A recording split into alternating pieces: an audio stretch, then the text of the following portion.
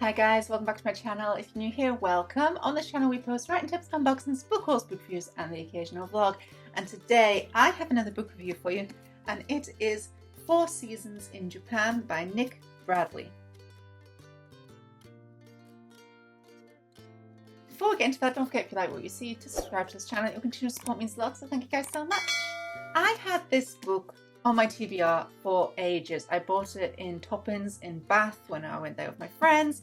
It is a signed first edition of this book and it has just been sat there.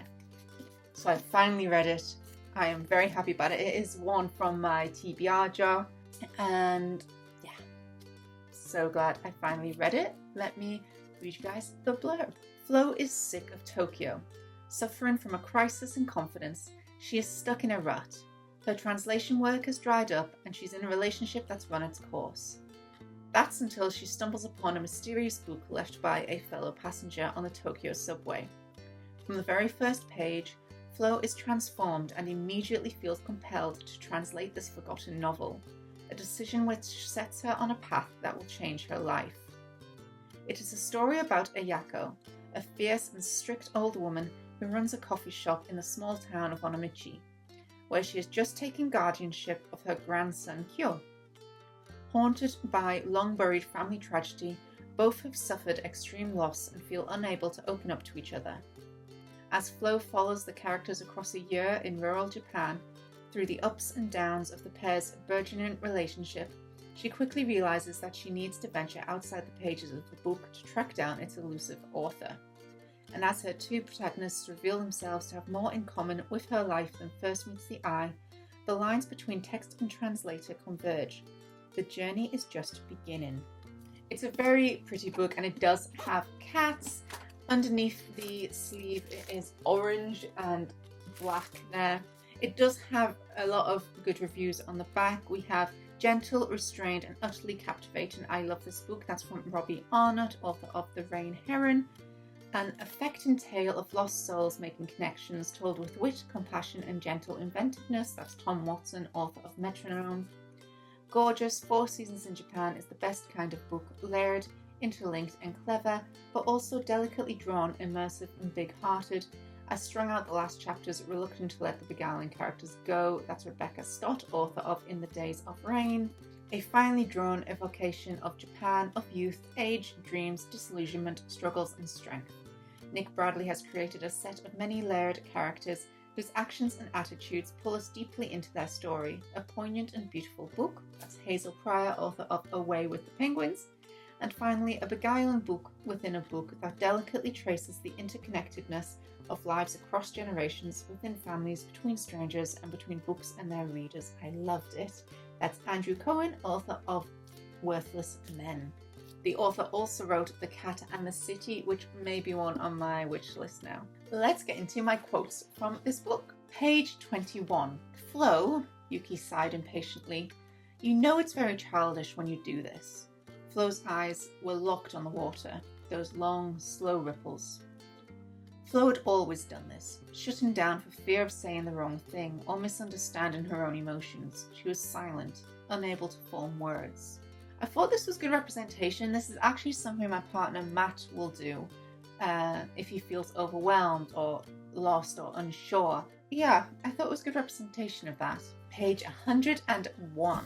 In their relationship, the first major mistake Flo had made was getting so invested in a project that meant more to her than it did to anyone else.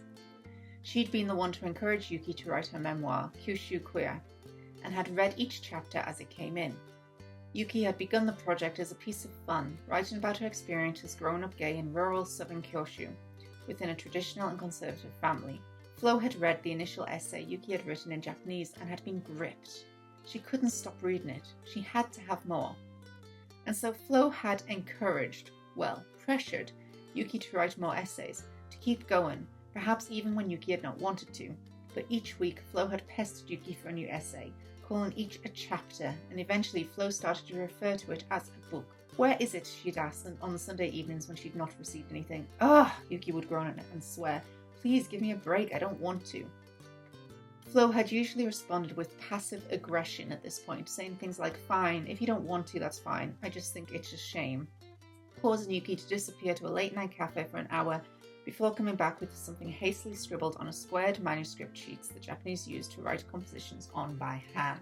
This is Flo just being really passive-aggressive, and the camera cut out then, apologies for that. It decided that it was too hot, because we're actually in a heat wave in the UK, which I know sounds ridiculous, but the camera disagrees and says it was too hot, so it turned off. So we are back. The setting has changed a tiny bit, that is why. Let me remember where we were up to. Flo being passive-aggressive. Now, something I felt in this book was I didn't like the Flo chapters. I didn't like the person looking for this story. I liked the story within the story. Their story I loved, but Flo, I could take her or leave her. Page 150. You won't draw an entire comic in a day. It will take days, months, maybe even years. You might never finish one in your whole life. Right.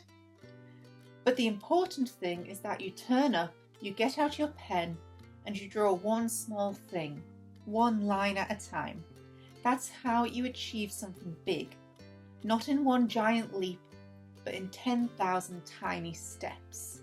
I think we all just need reminded of that sometimes. Page 166.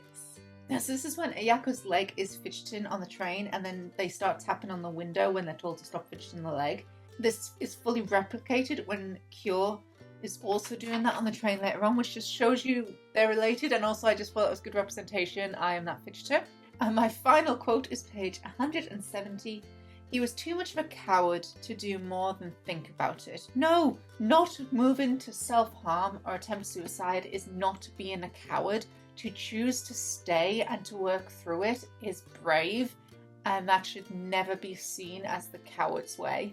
That is the bravery, alright? Now it's time for my overall review, and this book left me a little bit confused. On the one hand, I really loved it, and on the other hand, it would sometimes repeat itself, such as it said spring like 3 times in one paragraph. And yes, I am that petty.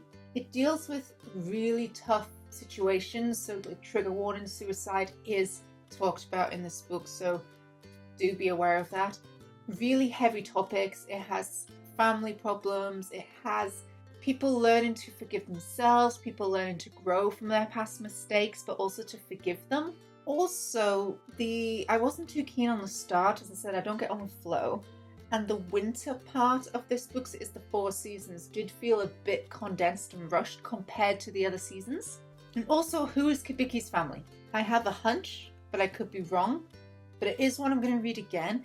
The end confused me. I couldn't work out who Flo finds or what had happened fully, but anyway, it's one that I will keep in my collection. It is one that I think I will revisit again. So for my overall review, for enjoyment, I gave it 8 out of 10.